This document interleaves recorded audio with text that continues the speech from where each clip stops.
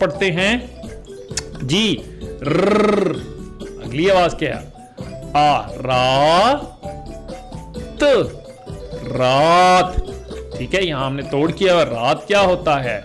बिल्कुल रात, ये रात होती है जहां पे चमगादड़ें बाहर आ जाती हैं घर से। ठीक है, आगे चलते हैं, अगला लफ्ज पढ़ते हैं। पहली आवाज क्या है? र, उसकी आवाज आगे क्या है? आ, रा, रान। रान क्या होता है?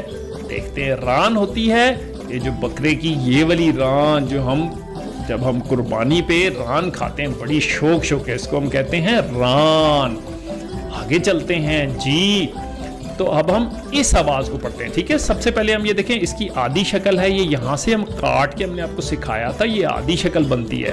और आपको याद होगा इसकी आवाज क्या है? जैसे सांप की आवाज होती है।